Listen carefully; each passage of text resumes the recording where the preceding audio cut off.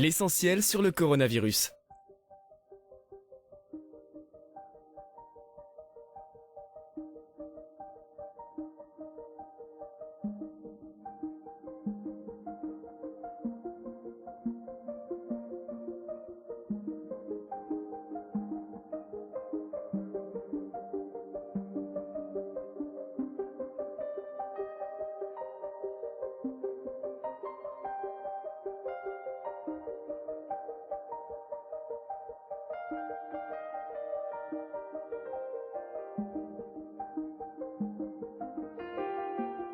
Salut à tous et bienvenue dans cette vidéo dans laquelle nous aurons le plaisir de vous présenter les informations essentielles que vous devez savoir sur le nouveau virus qui actuellement met tout le monde entier sous la peur, le coronavirus. Restez branchés sur cette vidéo jusqu'à sa fin pour profiter au maximum de toutes les informations qui concernent le coronavirus, à savoir son origine, les précautions à prendre, ainsi que les symptômes de la maladie et bien d'autres informations que vous devez obligatoirement connaître. N'oubliez pas de laisser un j'aime pour la vidéo à la fin si elle vous a plu. Et surtout n'oubliez pas de cliquer sur le bouton s'abonner pour vous abonner à notre chaîne YouTube et sur la cloche pour activer l'icône de notification pour ne rien manquer sur nos prochaines vidéos. Commençons. Mais c'est quoi le coronavirus ? Les coronavirus font partie d'une famille de virus susceptibles d'être responsables de plusieurs infections chez certains mammifères ainsi que chez l'homme. Ils regroupent 7 types de virus dont 3 très dangereux. Et peuvent aussi bien provoquer chez l'homme des maladies qui vont d'un simple rhume à une infection pulmonaire sévère, responsable d'une détresse respiratoire aiguë. Après le SRAS responsable d'une épidémie mondiale entre novembre 2002 et juillet 2003, le MERS-CoV identifié pour la première fois en 2012 au Moyen-Orient, un nouveau coronavirus inquiète le monde entier en ce début janvier 2020.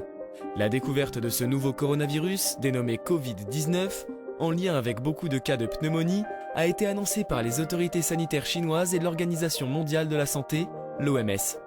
Quelles sont alors les origines de l'épidémie et du nouveau coronavirus ? Les premiers cas résultent d'une transmission du virus d'un animal vers l'homme, qui serait probablement une chauve-souris provenant du marché de la ville de Wuhan. En effet, sur la base d'un document provisoirement publié par les membres de l'Institut de virologie de Wuhan, de l'Université de l'Académie chinoise des sciences, de l'hôpital de Wuhan et du Centre de contrôle et de prévention des maladies de la province du Hubei, sur les premiers résultats du séquençage du génome du virus le 23 janvier, il a été exposé que le génome du virus 2019 nCoV serait identique à celui d'un coronavirus de chauve-souris à 96%. Il a été déclaré 2 jours plus tôt que le coronavirus de Wuhan partageait un ancêtre commun avec les coronavirus et analogues du SRAS, qui ressemblait au coronavirus de la chauve-souris HKU9-1. Le directeur du département de santé globale de l'Institut Pasteur, le professeur Arnaud Fontanet, avait déclaré le 5 février dernier que le réservoir est une chauve-souris et que l'introduction en population humaine du virus s'est faite grâce à un animal hôte intermédiaire du marché pour le moment inconnu. C'est à la fin du mois de décembre, sur un marché local spécialisé dans la vente en gros de fruits de mer et de poissons dans la province de Hubei, en Chine, que serait apparu le fameux 2019 nCoV. Comment le virus se transmet-il ? Nombreux modes de transmission sont associés à ce nouveau coronavirus.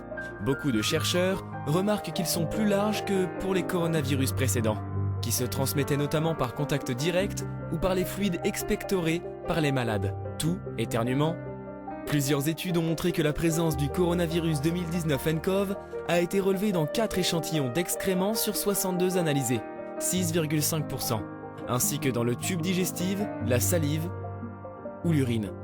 Concrètement, le virus se propage par les voies respiratoires, lorsqu'une sécrétion comme du mucus ou de la salive passe d'une personne à l'autre. La contamination peut se faire aussi par l'intermédiaire d'un objet. Un premier individu, atteint par le coronavirus, peut ainsi contaminer une poignée de porte, qui sert alors de vecteur vers une seconde personne quand elle s'en saisira. Les chercheurs notent que ces voies de transmission multiples du coronavirus ont facilement contribué à sa propagation rapide.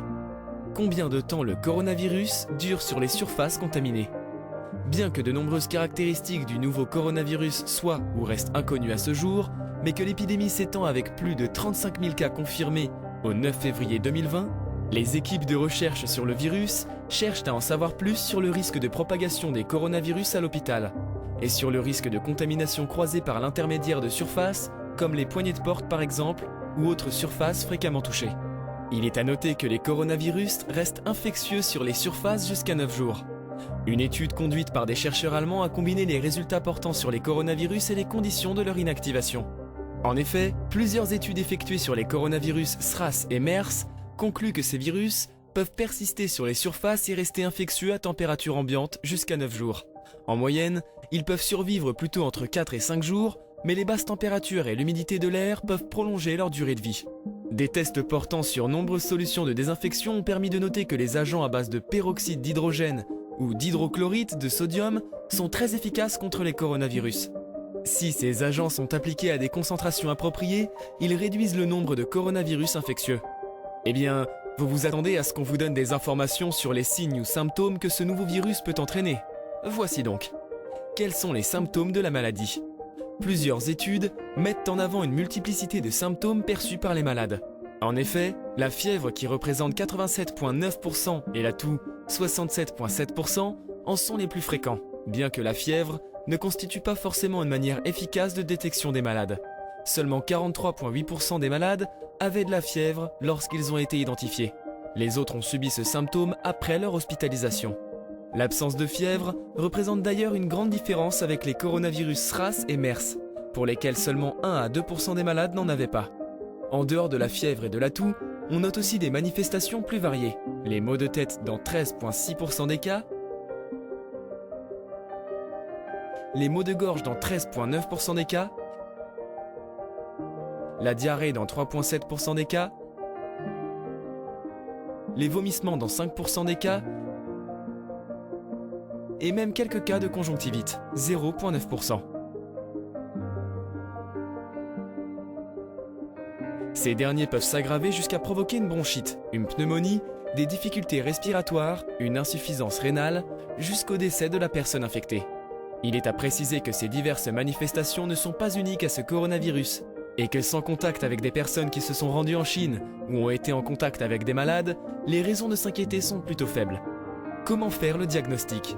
La suspicion du diagnostic se fait chez tous les patients présentant des signes cliniques d'infection respiratoire aiguë basse, quelle que soit la gravité, avec une fièvre supérieure à 38 degrés et ayant voyagé ou séjourné dans une région touchée en Chine dans les 14 jours précédant la date des débuts des signes cliniques, doit être suspecté d'avoir le coronavirus ou toute personne présentant des signes cliniques d'infection respiratoire aiguë haute ou basse, quelle que soit sa gravité, dans les 14 jours suivant l'une des expositions suivantes.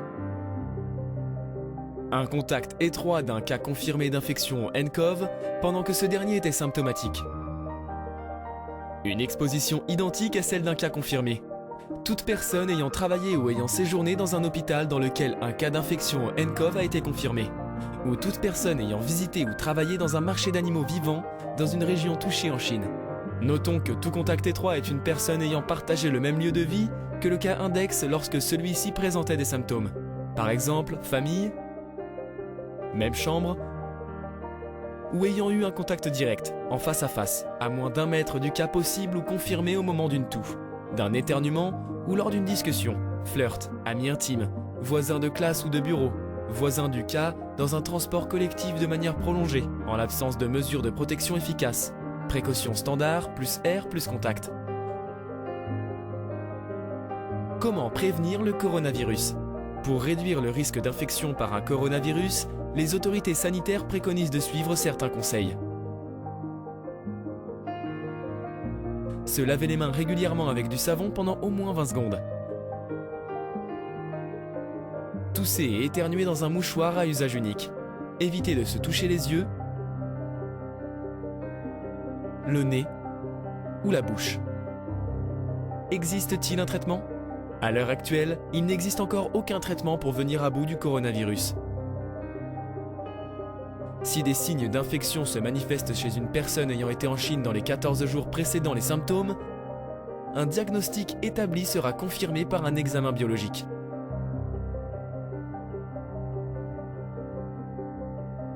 Voilà le minimum que vous devez savoir sur le coronavirus.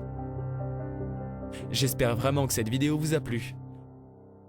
Rendez-vous à la prochaine vidéo pour découvrir encore bien des choses.